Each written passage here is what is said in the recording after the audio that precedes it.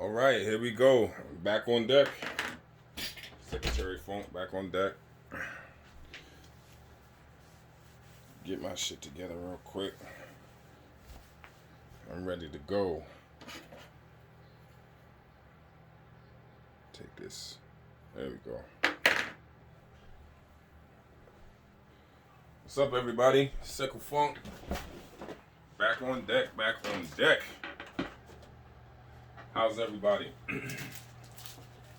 So what I'm gonna do is I'm going to show some albums that I have gotten since the last time I made a video.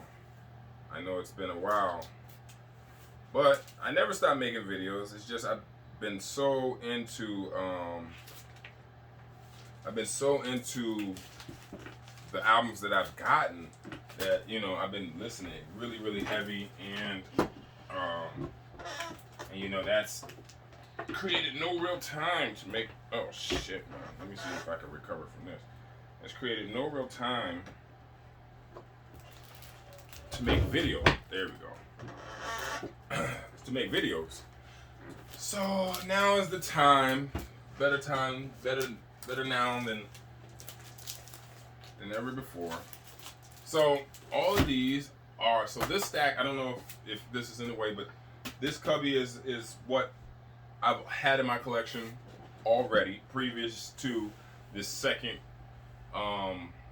surge of me collecting, and this, and so these is what I've pulled and I've listened to and need to go back into the hard file collection. This stuff, this pile that I'm about to show you guys is a lot of different things. It's new things. It's new things that I haven't really fully listened to yet. Because what I like to do before I hard file something, I like to really get into it. And I can always remember, the tracks that I always want to go and revisit, stuff like that. So, once I pull the LP, I'm like, oh yeah, that song, I like that. And there's a lot of, there's a few albums, not a lot, but there's a few in here that I might not be hard filing in my collection, just because maybe I bought them at a local record store. Took a chance on it, and I don't like the way that it sounds, or maybe it's not such good as a copy to go ahead and hard file on the wall. A lot of different things, but I have a lot of different reasons. But let's get into it. First one is the Louis Gossa. Everybody knows this LP, and I'm not going to be going into crazy detail about these albums for the sake of time. I want to get closer. Turn this heater off. But everybody knows this is Louis Gossa album. Is a very popular album. Oh, definitely appreciated. But as far as the value and how easy it is to buy it, I think that it's a little disrespectful, because there's some albums that cost well over $100 that shouldn't. And this is not one of them. This is like a $30 album. And anybody who would put this in their collection would really probably think that they're collecting on that next level, because this is that next level type album. I mean, this is just one of those things where everything came together. Joe Henderson is on here. Stanley Clark is on bass. Who else would people know? Lenny White is on drums. So, I mean, you get the picture. So that's that. Next album, Perry Robinson. Now, Perry Robinson, I saw this in my a local record store, Red Onion Records. I got that Louis Gossa from HR Records.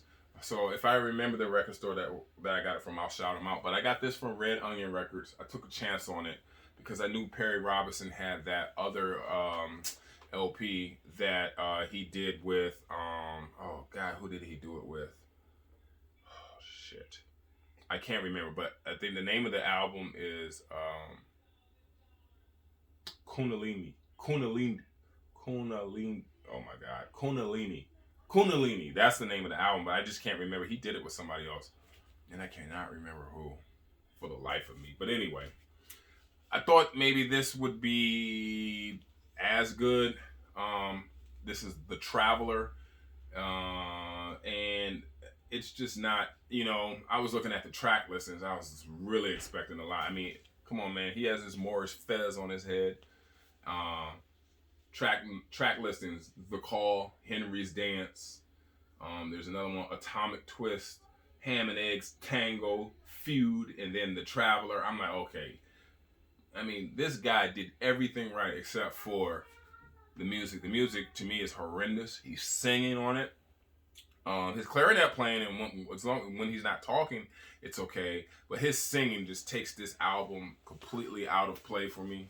So this is definitely one of the albums that I will not be hard filing in my collection. Now we go on to the Chalk LP. Now I got this LP and this next LP out of a Carolina Soul auction on eBay. I just feel the need to say that. But I won this, and I think this is the one I might have overpaid a little bit for. It's either this one or the next one. This is okay.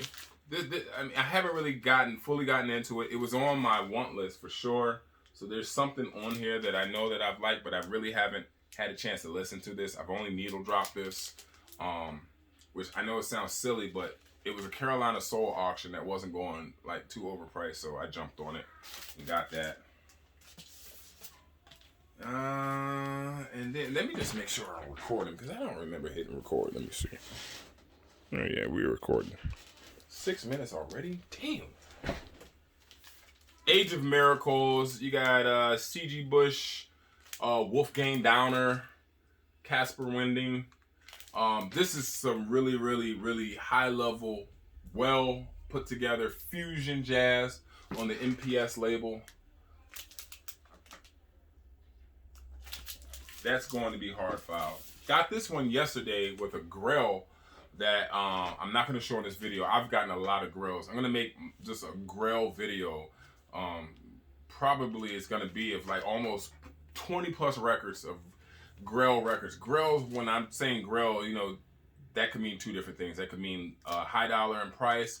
That could mean, or more than two different things. That could mean high dollar in price. It could mean rarity, or it could mean just perfect music, just really, really good music.